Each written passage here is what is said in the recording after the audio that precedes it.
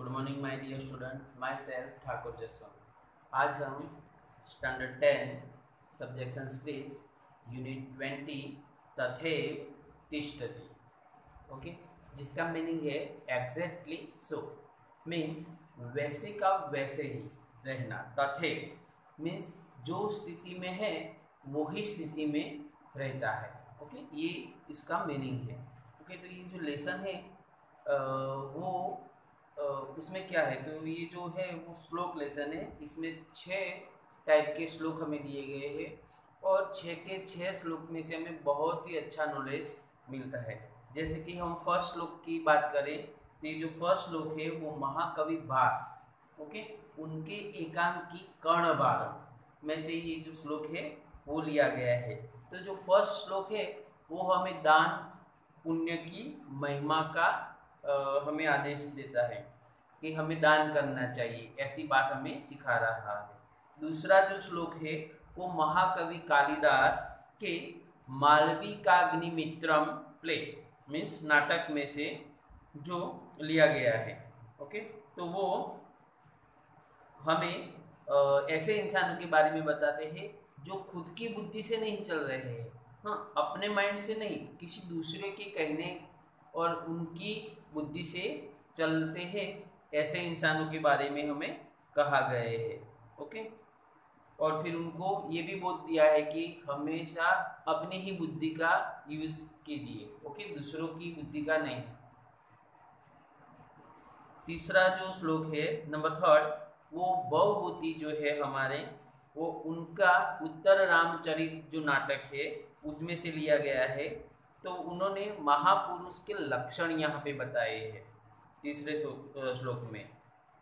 और उनका जो मन होता है वो वज्र से भी कठोर होता है और फ्लावर मीन्स फूल से भी कोमल होता है, ऐसी बात कही है। जो महापुरुष है उनकी यही खासियत है, कैसे नारियल जैसे होते हैं, ऊपर से कठोर और अंदर से बहुत मीठे और सॉफ्ट। ओके, कोकोनट आपने देखा ही होगा वैसे। नंबर 4 श्लोक है बाणभट्ट। ओके, बाणभट्ट की ये रचना का श्लोक है। उसमें दुष्ट जो इंसान है, जो कैसा पर्सन है, जो खराब है, ओके, खराब जो पर्सन है उसकी बात की गई है। नंबर 5 है शूद्रक, जो नाट्यकार शूद्रक है उनके मृच्छकटिक में से ये श्लोक लिया गया है। और जो पुअर इंसान होते हैं उनके दिल की बात की गई है कि उनका दिल कैसा होता है, तो उनके जैसा ही पुअर ही होता है। ओके, उसकी बात की है। और जो लास्ट है वो अर्वाचीन कवि है, यानी कि हमारे जैसे ही है। ओके, तो वो उनका नाम है रवि गुप्त। उन्होंने इस श्लोक की रचना की है और उसमें जो सज्जन पुरुष है, जो जेंटलमैन है, ओके, जो अच्छे वाइस मैन, ओके, उनकी बात की गई है कि सज्जन पुरुष कैसे होते हैं। ओके, तो अब हम ये 1 बाय 1 जो 6 श्लोक है उनका 1 बाय 1 ट्रांसलेट करेंगे। आपको सही से सुनना है और ध्यान रखना है। ओके, फर्स्ट श्लोक है शिक्षा क्षयम गच्छति काल पर्याय सुबुद्धमूलाः निपतन्ति पादपाः जलम जलस्थानं गतं च शुष्यति हुतं च दत्तं च तथैव तिष्ठति। This is the most IMP श्लोक फॉर यू। ओके, यहाँ पे आप सब IMP ऐसा कर देना, क्योंकि ये जो श्लोक है वो बहुत टाइप से आ सकता है आपकी एग्जाम में। कैसे कि ट्रांसलेट में भी आ सकता है। ओके, फिर इसकी जो फर्स्ट लाइन है, फर्स्ट 2 लाइन वो ससंदर्भ में भी पूछी जाती है।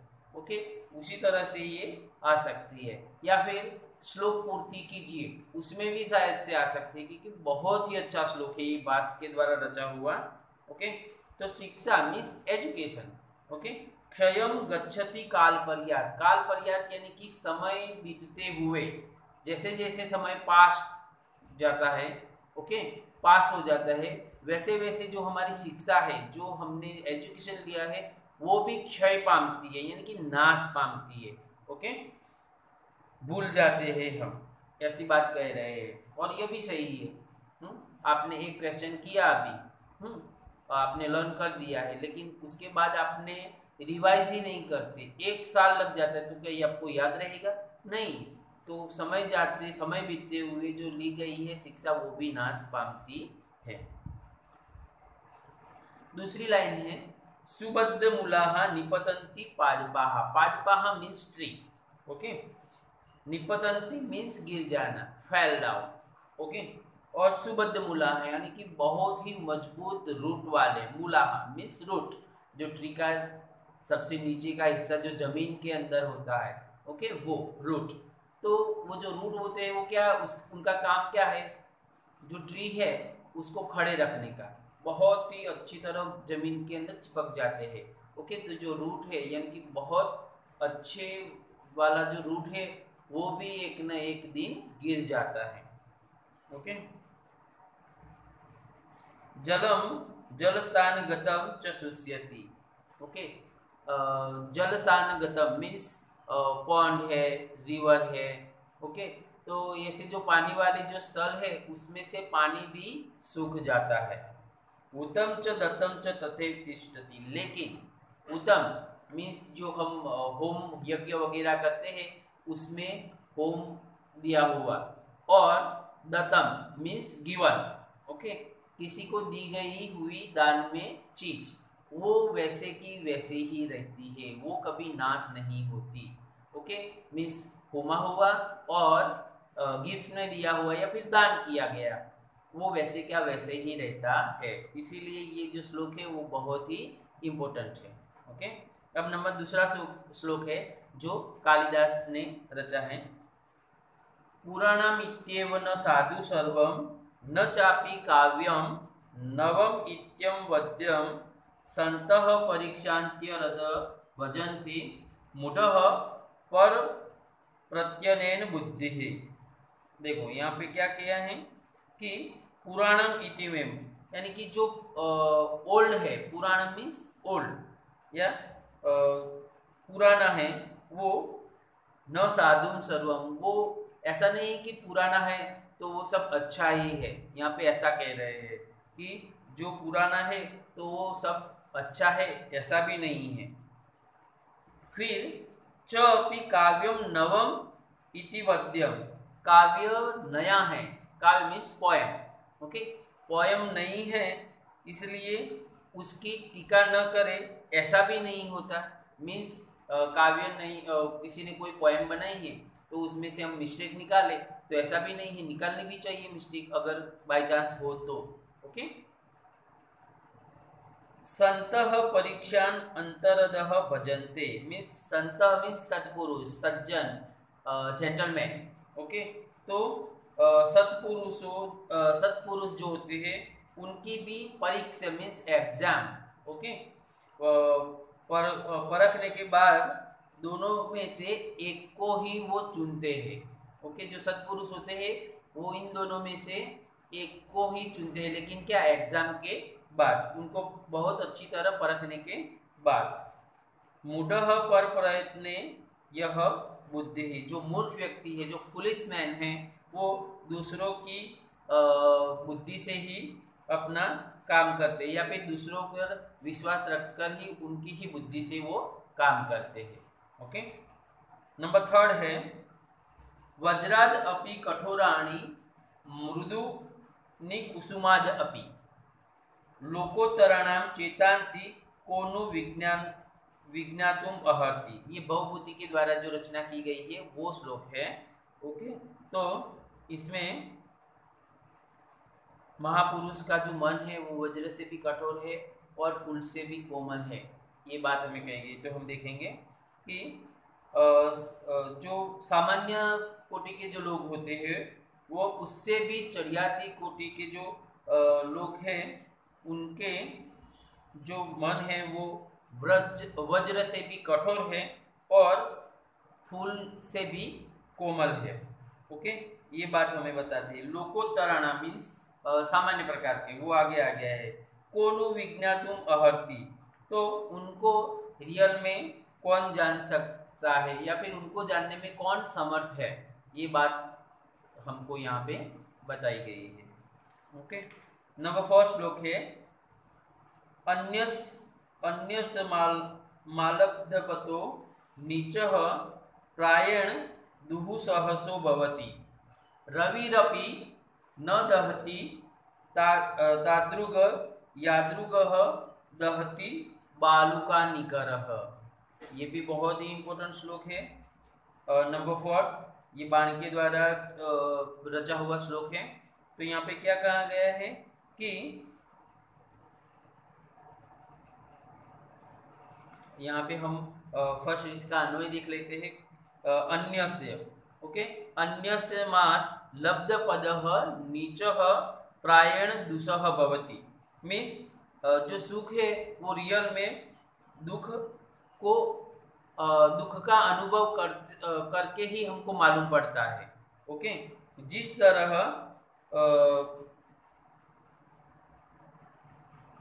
नीचः दुसह भवति अस्मरात् असलब्ध पद हो। मीन्स ओके कि सुख का जो अनुभव है दुख का अनुभव कर ही हमको मालूम पड़ता है। जिस तरह गाढ़ अंधकार हो, बहुत गहरा अंधकार हो तो उसमें दीपक का दर्शन होता है, उसी तरह सुख में से जो लोग गरीबी में जाते हैं वो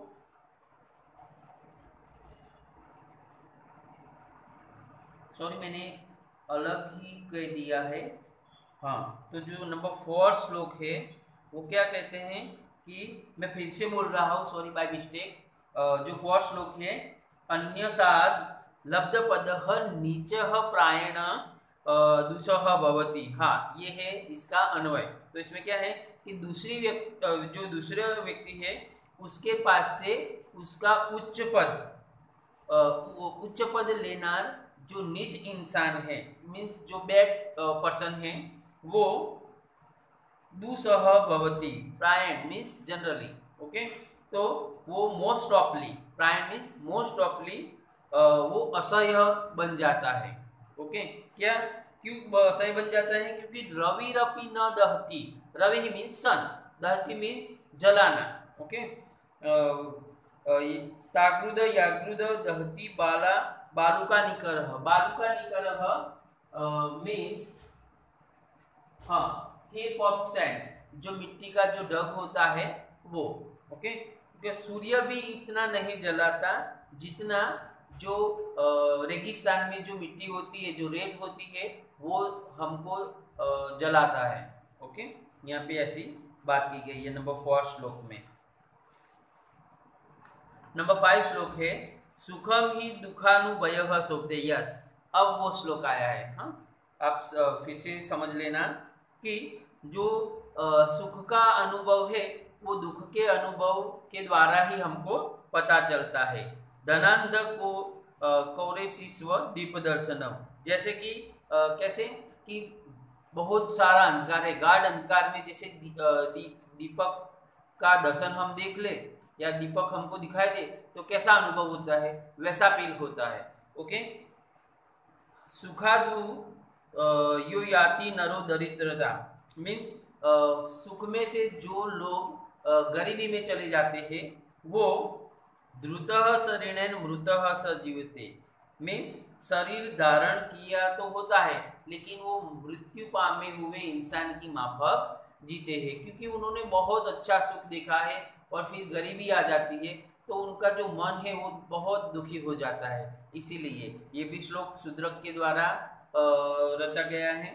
ओके, मृच्छकटिकम जो प्ले है बहुत ही अच्छा प्ले है उनका, तो उसमें से ये श्लोक लिया गया है। ये श्लोक मैं आपको बता दूं कि चारुदत्त के लिए है। चारुदत्त पहले बहुत ही राजा था, अमीर था, और फिर अचानक से वो उसका राज्य कोई ले लेता है और फिर वो गरीब बन जाता है। नंबर 6 श्लोक है वो रविगुप्त से, यानी कि अर्वाचीन अभी के जो हमारे पोएट है उनका है। ओके, तो सुजनो न याति वैरम परहित निरतो विनाश कालेपि। ओके, छेदेपि चंदन तरुः सुरवयति मुखम कुठारस्य, मीन्स इसका भी अन्वय हम पहले कह देते हैं कि परिहित निरतः सुजन विनाश काले अपि, मीन्स दूसरों के, ओके, परिहित दूसरों के हित में रचे बचे रहेले जो रहते हैं वो सत्पुरुष विनाश के समय में भी ओके, विनाश काले भी, यानी कि जो सत्पुरुष है वो दूसरों के अच्छे या दूसरे के भलाई के बारे में ही हमेशा रचे पचे रहते हैं। तो विनाश काल यानी कि उनकी मृत्यु के समय में भी